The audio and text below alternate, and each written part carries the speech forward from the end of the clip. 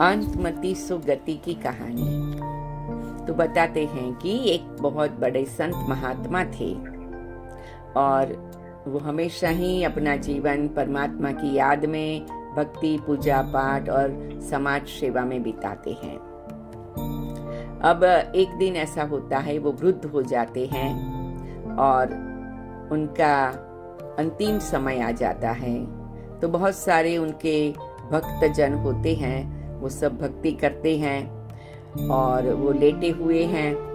तो सबने सोचा भाई इस संत महात्मा ने तो इतनी सेवा की है कि स्वयं भगवान पुष्पक विमान भेजेंगे। तो सब राह देख रहे थे कि कैसे होता है। तो कहते हैं कि लेटे लेटे सारी जिंदगी त्याग तपस्या का जीवन जीने वाले संत महात्मा को उस समय पर एक परीक्षा आ गई, मन में एक माया आ गई। तो कहते उनके सामने एक टेबल पर एक सफरजन पड़ा था, सेव पड़ा था, एप्पल।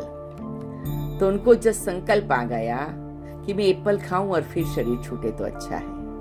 अब शरीर वृद्ध हो गया था, ताकत नहीं थी और आसपास के लोग तो सब भक्ति में भजन करने में मस्त थे, कोई का उनके पर ऐसा ध्यान नहीं था। तो उन्होंने एक दो बार हाथ हिला के इशारा करने का ट्राई किया, आंख के द्वारा इशारा करने का ट्राई किया, कोई ने देखा नहीं, कोई के ध्यान में नहीं आया। एनीवे, कहते हैं कहानी के प्रमाण कि शरीर छोड़ते छोड़ते यही संकल्प रहा, मैं एप्पल खाऊं और शरीर छोड़ूं, एप्पल खाऊं और शरीर छोड़ूं। तो क्या हो गया, क्योंकि उनको रोज एक एप्पल खाने का अभ्यास था। तो पुष्पक विमान तो नहीं आया, शरीर छूट गया। अचानक सबका ध्यान गया, डॉक्टर को बुलाया, कहा हाँ ये तो क्लिनिकली अभी ओम शांति हो गए हैं। तो उस समय पर सबने कहा ये क्या हुआ। तो कहते हैं कहानी के प्रमाण कि उस समय पर एक आकाशवाणी हुई कि महात्मा जी क्या बहुत पुण्य है, लेकिन अंत समय पर उनका मन वो एप्पल में चला गया है। तो कहानी के प्रमाण बताते कि एप्पल में वो कीड़ा बन गया है, वो एप्पल ले जाओ, काटो और उसको गंगा में पधरा दो, वो कीड़े को गंगा में पधरा दो तो उनका उद्धार हो जाएगा, उनकी मुक्ति हो जाएगी। तो इसीलिए बताते हैं कि अंत समय में भी अगर कहाँ भी बुद्धि गई तो फिर आपकी गति डिफरेंट हो जाएगी, 100% सदगति नहीं होगी। तो ये हम बच्चों को भी देखना है। फिर ऐसे ही दूसरी कहानी भी बताते हैं कि वो एक साधु महात्मा थे और एक वेश्या थे, एक सामने सामने रहते थे। अब साधु महात्मा को रोज ये संकल्प आता था, क्या मेरा तकदीर है जो मुझे उसको रोज देखना पड़ता है।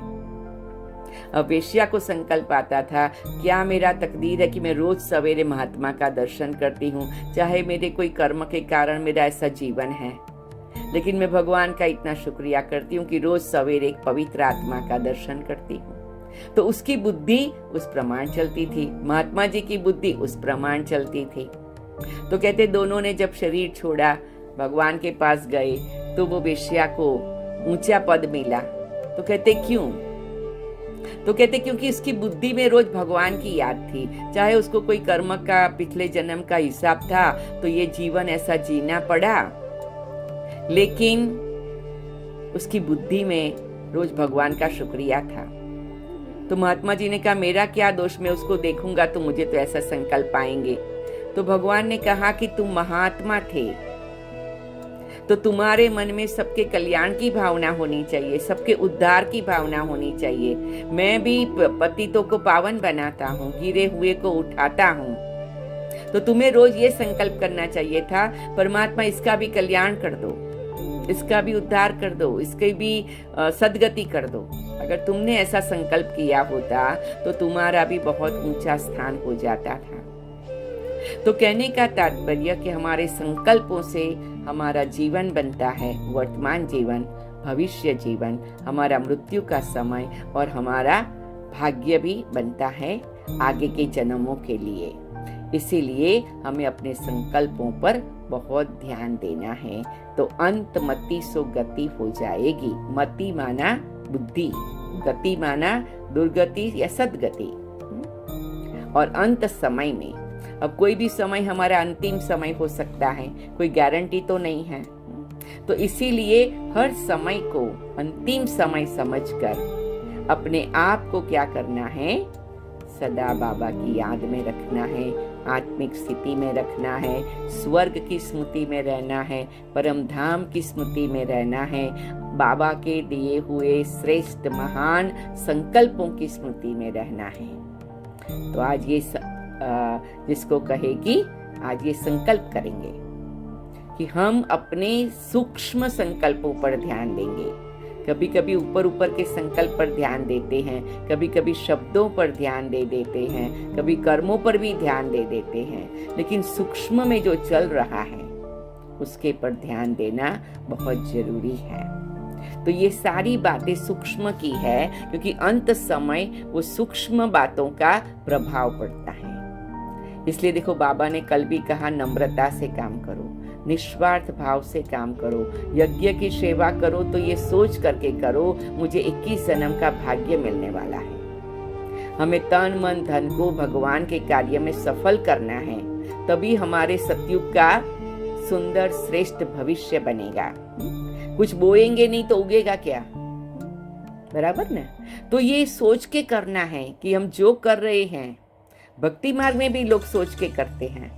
देखो, लौकिक दुनिया में भी कईयों का होता है, जो धंधा होता है, जो नौकरी होती है, उसमें से कुछ परसेंटेज निकालो।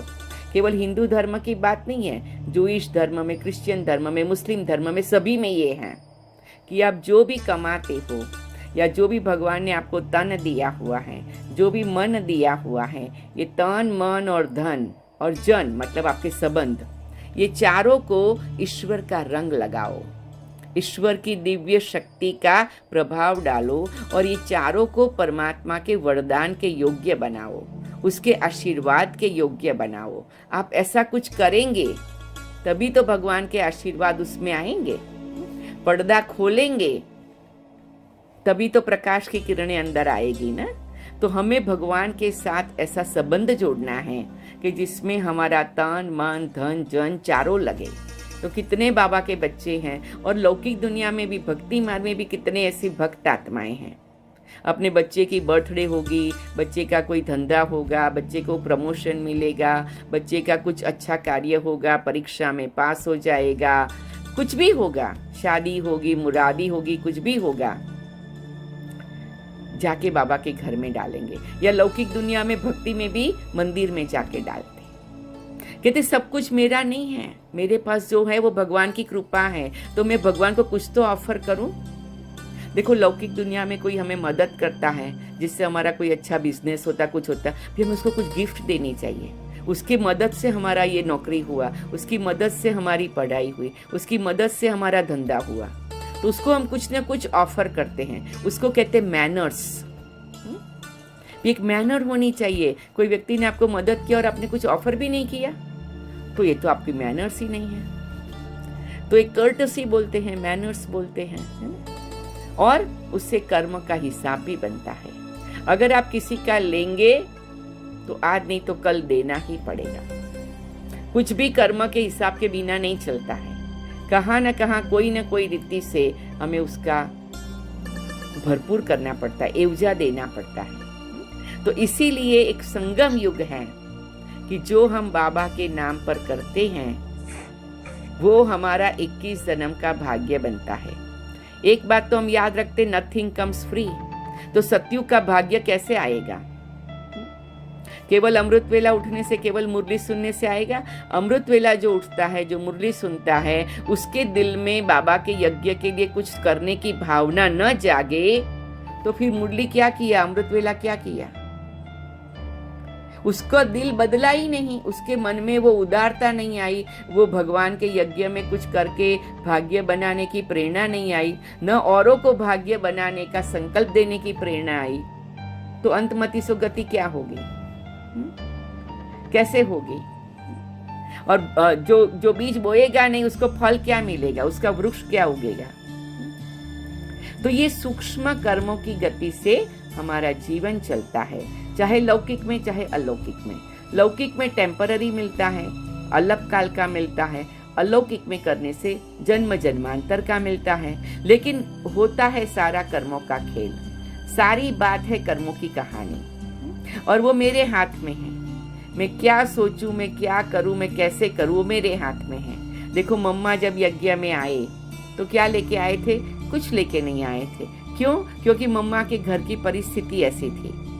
मम्मा के लौकिक पिताजी के बिजनेस में उनके पार्टनर ने उनको धोखा दिया, तो सारा बिजनेस ठप हो गया और उसका शॉक लगा, तो मम्मा के लौकिक पिताजी का शरीर छूट गया।